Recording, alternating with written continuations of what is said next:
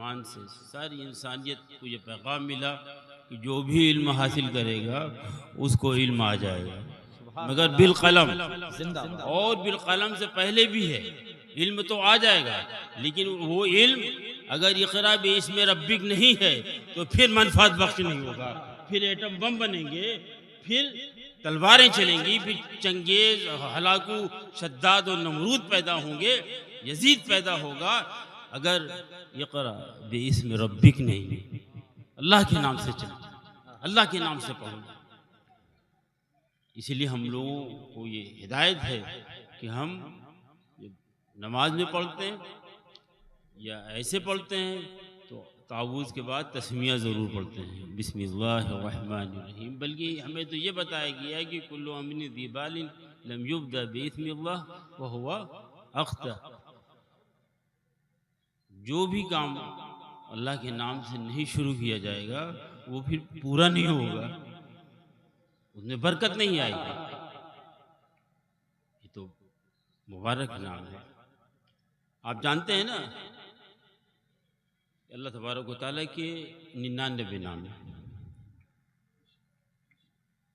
جو سرکار نے بیان فرمایا، اور فرمایا کہ جس نے بھی اس کا احسا کیا، یعنی یاد کر لیا اور احسا کیا، احسا کا مطلب کیا کہ یا رحمان یا رحمان یا رحمان پڑھ رہا ہے اور ہمیشہ درہ لیے پھر رہا ہے، تان و تشنیع کر رہا ہے، ظلم و تشدد کر رہا ہے، ظلم کر رہا ہے، چھوٹوں کو کمزوروں کو پا کر کچلے دے رہا ہے، احسا کا لفظ ہے، احسا کا، احسا کا مطلب کیا ہے کہ اس کے وہ اس صفات کا مظہر بن جائے۔ اب یا رحیم و یا کریم بسم اللہ الرحمن الرحیم پڑھ رہا ہے لیکن ایک دم تشدد پہ آمادہ ہے، اپنے علاوہ کسی کو پسند ہی نہیں کر رہا ہے، خیر خواہی کا جذبہ ہی نہیں ہے، کندھے سے کندھا ملا کر چلنا ہی نہیں جانتا، کوئی ہضم ہی نہیں ہو رہا ہے، کسی کی بات ہضم نہیں ہو رہی، تو یہ وہ خود سمجھ لے پڑھنے والا کہ وہ پڑھ رہا ہے مگر قبول نہیں ہو رہا ہے،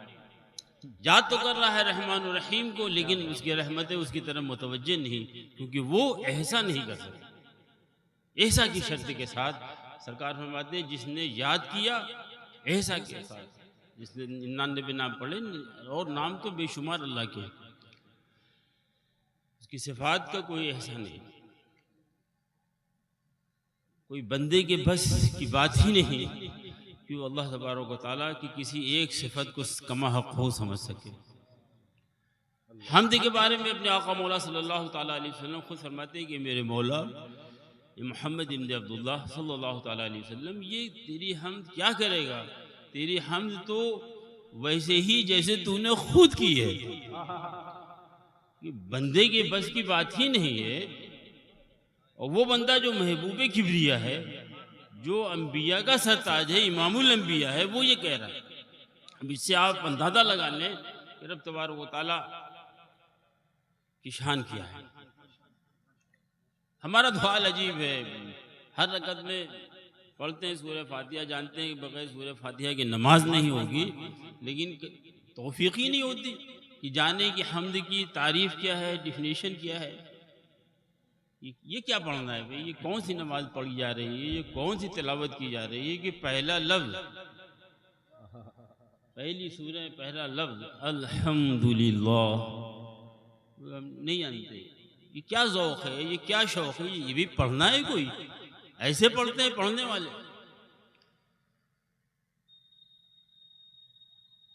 وہ زمانے میں معزز تھے مسلمان ہو کر، اور ہم خوار ہوئے تارک قرآن ہو کر، یہ بھی ترک قرآن کی ایک قسم ہے کہ ہم پڑھ تو رہے ہیں مگر تصویر دیکھ رہے ہیں، الحمدللہ، بس الف لام ہا میم دال الحمد پڑھ لیں، یہ تو تصویر دیکھنا ہوا نا، کوشش نہیں کرتے کہ ہم جانیں کہ ہمارے رب کا کلام ہے، یہ کیا پیغام ہے اس کا، کیا اس میں ہدایت ہے، یہ حمد ہے کیا؟ 20 سال سے نماز پڑھ رہے ہیں لیکن کبھی توفیق نہیں ہوتی، ہم میں سے اکثر، سب کو نہیں کہتا میں، لیکن اکثر ہم میں ایسے ہیں کہ جو جانتے ہی نہیں، کہ جاننا بھی چاہیے، یہ بھی نہیں جانتے کہ جاننا چاہیے اس کا مطلب. جو بھی ہم پڑھتے ہیں تسلیمہ سے تحریمہ تک ہمیں سب کے معنی سیکھنا چاہیے. کوشش کرنی چاہیے کہ ہم نماز میں جو پڑھ رہے ہیں تسبیح پڑھ لیں, تحریر پڑھ لیں, تشہد پڑھ لیں, درود پڑھ لیں, دعا پڑھ لیں. لیکن یہ بس ذوقوں کی نماز ہے. وَوَيْلٌ لِّلْمُصَلِّينَ الَّذِينَ هُمْ عَن صَلَاتِهِمْ سَاهُونَ. یہ جو سست لوگوں کی یہ کہ چاق چوبند ہی نہیں, اتنی بڑی نعمت, اتنی بڑی برکت کی چیز, اور بس اس کو ایسے ہی بس کیا کہتے ہیں اوپر اجھا سرسری ہے. یہ تو بے ادبی ہے. یہ بھی ایک قسم کا ترک ہے. یہ بھی ایک طرح سے قرآن سے رخ پھیرنا ہے. قرآن تو ہادی ہے, ہدی